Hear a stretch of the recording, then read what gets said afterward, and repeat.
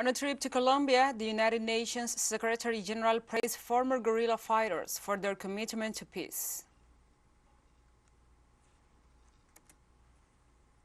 Honduras' pre-election silence is now in place ahead of Sunday's general elections. Unicef data revealed that Central and West Africa registered the highest numbers of children recruited by armed groups between 2005 and 2020.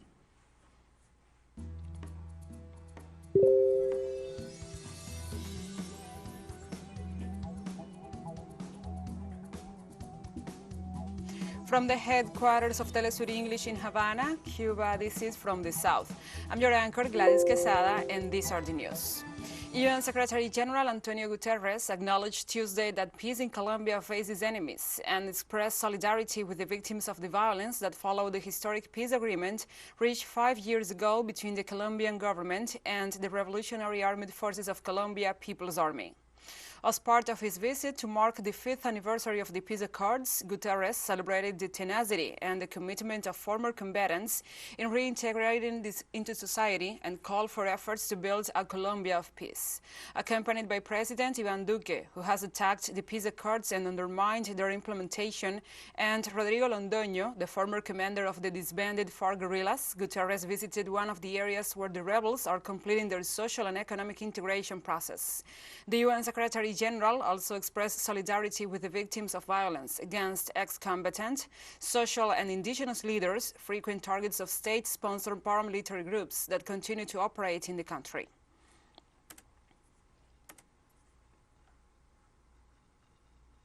I celebrate the tenacity and commitment of the ex-combatants in this region historically impacted by the conflict, as well as in so many other places that continue to work day by day to build a Colombia of peace. The aim of peace is to avoid having enemies in a society, but unfortunately there are enemies of peace, and I want to express to their victims and their families and friends of their victims my sympathy.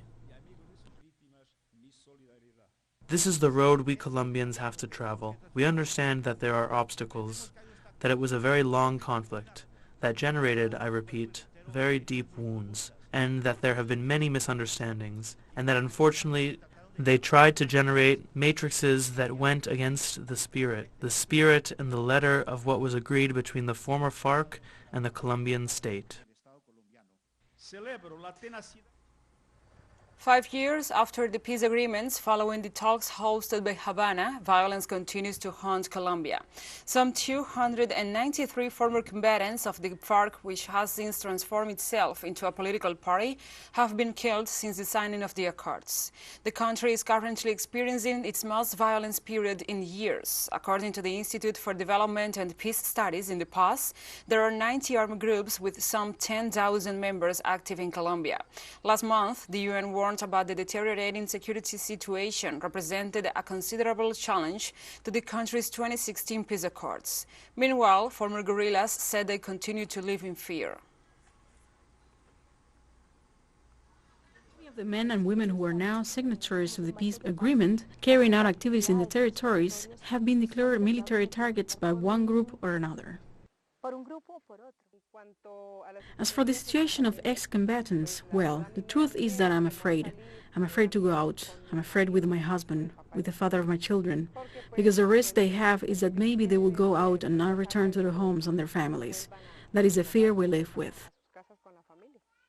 One of the factors that has most influenced the murder of ex-combatants is stigmatization. Stigmatization as a discourse of hatred that comes from the elites, which is picked up by those who are exercising territorial control, by those who have some territorial conflicts with the rural workers or with the signatories of the agreement. This Tuesday in Bolivia, social movements began marching in defense of the government of President Luis Arce Catacora and against the far-right attempts at destabilization. The march departed from Caracollo in the department of Oruro towards the city of La Paz, a journey of 200 kilometers in defense of the process of change led by the movement towards socialism. The marchers will seize the occasion to demonstrate against the strike called by sectors of the opposition, an act that has already been rejected by the majority of the population. In this context, Fernando Camacho, promoted of the November 2019 coup and current governor of Santa Cruz, announced new mobilizations against the government and proclaimed himself the leader of a movement to impose federalism in Bolivia.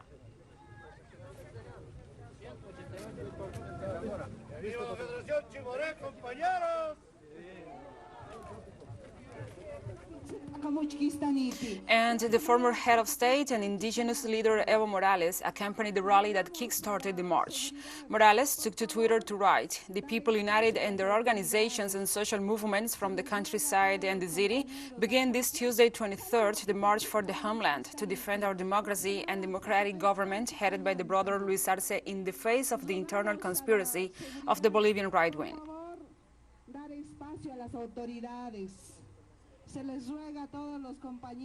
During the event, President Luis Arce pointed out that the Bolivian people are committed to solving problems through democratic means.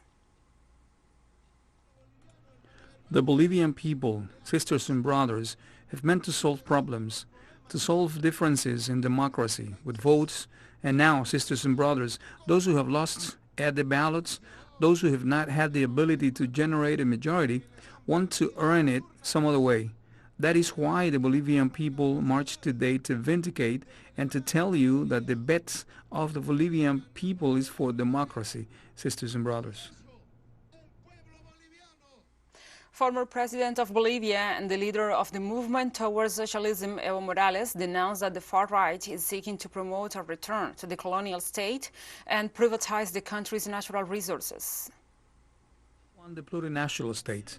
They want to return to the colonial state. And they accuse us when the humble, the poor people, the brothers of the social movements win the election. Because we all organize ourselves to win the elections, they call us dictatorship, tyranny. But when the right wing wins, that is democracy for them. They plan a coup d'etat, it is democracy.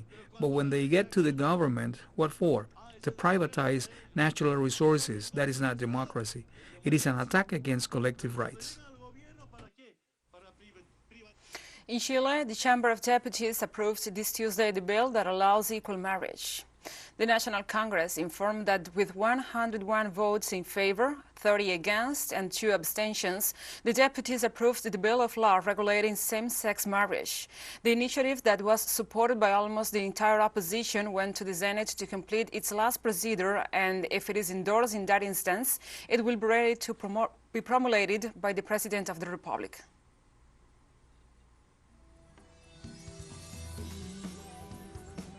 And we'll be right back after this very short break, so don't go away.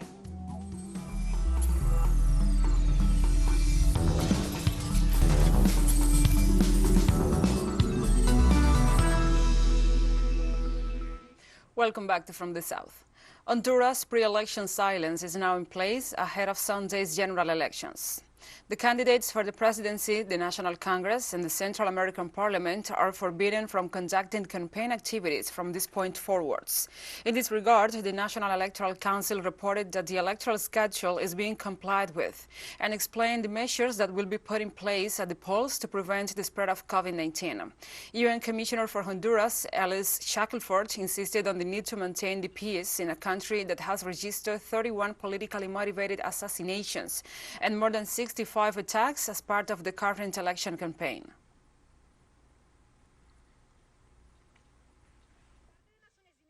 From the United Nations, we have some very clear messages. First, go to vote. Voting is something critical. We hope all that develops in peace, and it is also important to wait.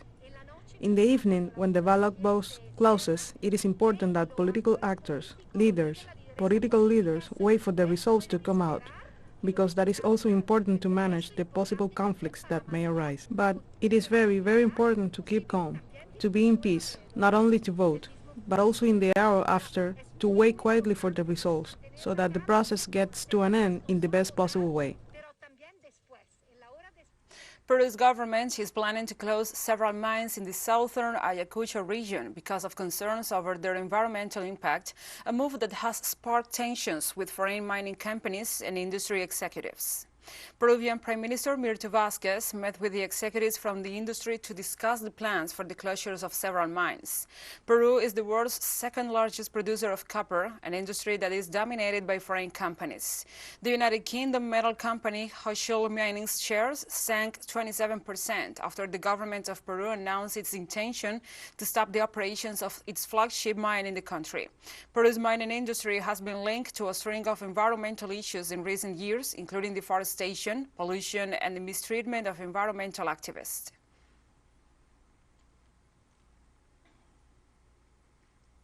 Today we have a very important and interesting meeting with the National Society of Mining and Petroleum.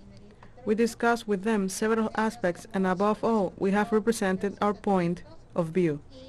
On our part, we have expressed all of our will, as we have been repeating, to respect the legal security, the private investments, that we will not engage in any kind of unilateralism, because that is out of the question, but at the same time, also our position to take into account and support the demands of the people.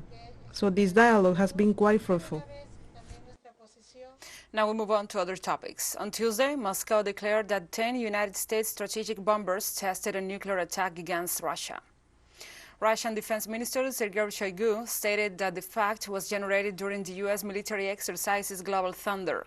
The authority also said that the anti-aircraft defense system detected the U.S. strategic bombers in a time in which the authorities established continuous control and carried out incident prevention measures. Shoigu also denounced the shunting of the U.S. aviation near the Russian eastern borders, calling it as a threat not only to Russia but also to China.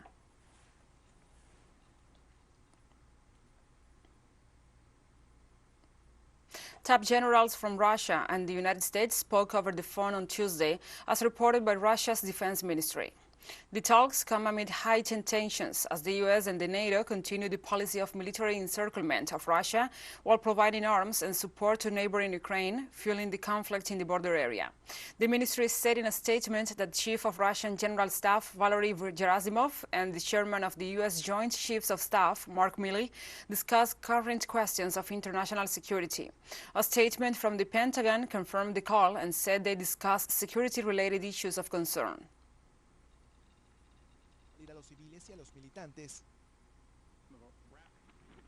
And in the midst of the heightened tensions between Russia and the Western states, 2 patrol boats sent by the United States to strengthen the Ukrainian Navy arrived at the southern port of Odessa. The 2 island-class patrol boats form part of Washington's security aid package to Ukraine. The move comes as Western powers continue to conduct acts of provocation in the Black Sea. On Tuesday, Russian President Vladimir Putin's spokesperson said the Kremlin was concerned about Ukraine might be getting ready for an offensive in the east.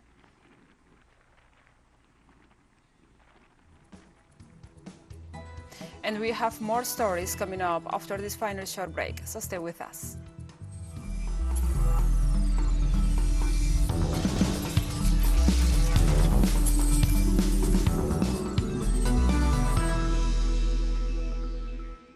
Welcome back to From the South.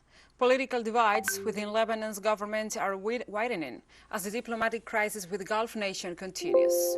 Lebanon's Interior Minister Bezzam Malawi said on Tuesday every delay in resolving the crisis threatens to affect the lives of more Lebanese already reeling from the impact of a massive economic crisis, and that the solution begins with the resignation of Information Minister George Kordashi, whose comments sparked the anger of Saudi Arabia.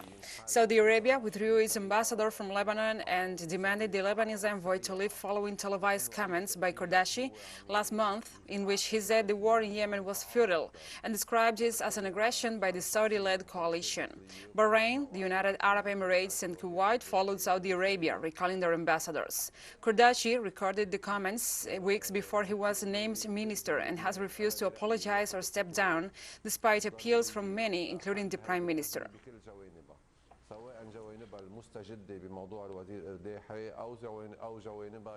Unicef indicated that Central and West Africa registered the highest numbers of children recruited by armed groups between 2005 and 2020.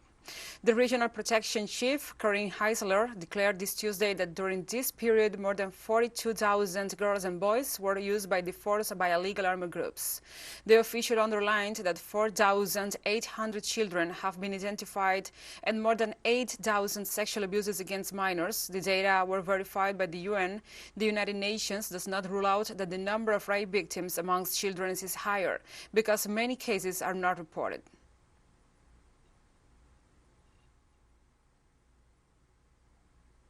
South African President Cyril Ramaphosa welcomed his Kenyan counterpart Uhuru Kenyatta, who is on a two-day state visit to South Africa.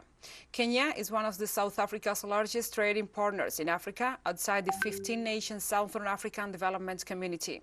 Official statistics show that South Africa exported about $500 million worth of goods to Kenya in 2020, compared to imports from about $22 million. Meanwhile, more than 60 South African companies are operating in Kenya. As part of the tour of the country, Kenyatta is expected to visit the Aspen Pharmacare, the factory, on Wednesday to see the production of Johnson & Johnson vaccines there, which are being exported throughout Africa. As part of their talks, the two presidents urged warring parties in Ethiopia to commit to an immediate ceasefire.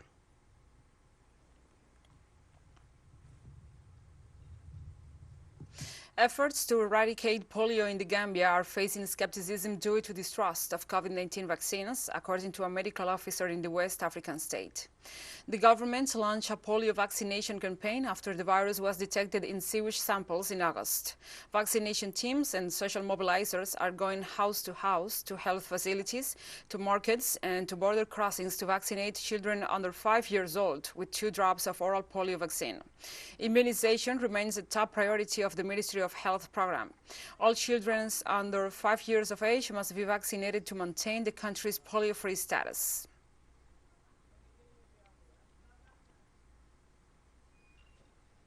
On Tuesday, Telesur's President Patricia Villegas held a meeting with representatives of Mozambique Television and the Ghanaian network Pan-African TV with the aim of strengthening the Latin American news with these African media outlets. Mozambique Television was represented by its program director Holden Guedes, while Pan-African TV was headed by its director Kuwesi Pratt. At the meeting, the managers of these television stations agreed on the need to continue promoting the news agenda focused on the global south as a way to counteracting the one-side narrative, a hegemony that has been historically imposed on world public opinion by powerful countries.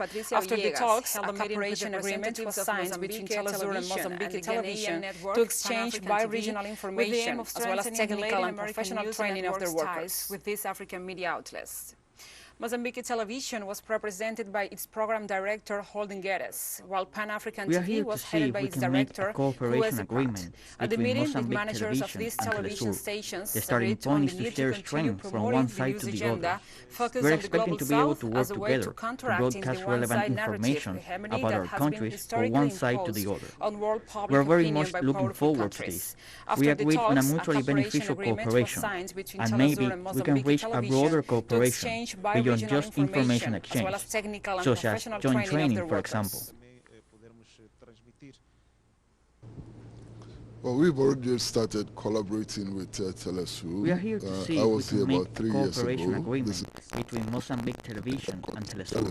The starting point And is to share Telesur has already strength from one sent side to the a other. technical person We're to expecting to evaluate be the able work to work that we are together doing. to broadcast relevant We've not been information able to move about our forward countries because from of one the side to pandemic. the other. It's not been We're very possible, much looking forward to for this. example, to have We agreed exchange on a of mutually personnel, beneficial cooperation, technical personnel. and It's not maybe been we possible can reach to do a broader joint training, cooperation beyond and it's just not been information possible to exchange, do such as joint training, joint for example. production of documentaries and so on. But the spirit is there. Well, It's we've important already started collaborating the television with stations and Telesur. media houses across the I world. was here about 3 years ago. In order to give true meaning to the wishes of our people. And Telesur has already stand up to the bullies of the empire to evaluate the work that we are doing. So we intend to intensify the collaboration with Telesur because of the pandemic, the mutual benefit of the African people, and for example, to have South America personnel. We are broadcasting to 46 countries in Africa, joint training, and we are also broadcasting to Europe, and a combination of Telesur and Pan-African television, documentaries and so on. Go a very, very long way. But the spirit is there, in breaking down the barriers which was the television stations and media houses across the colonial empire, collaborated by the imperialist empire, in order to give true meaning to the wishes And of we our have people, come to the end of this in news order to brief. stand But up to remember, the you can bullies find of this the and many empire other and stories so on our website at So we intend to telesurenglish.net. intensify the And also, collaboration if you with feel so Telesur inclined, please for join the us on mutual social benefit media of for the all the African latest news. people We are on and Facebook, also for the people of Twitter, South America. Instagram, and Telegram. We are For broadcasting Telesur to English, I'm 46 Gladys countries in Quesada. Africa, Thank you for watching. and we are also broadcasting to Europe, and a combination of Telesur and Pan-African television.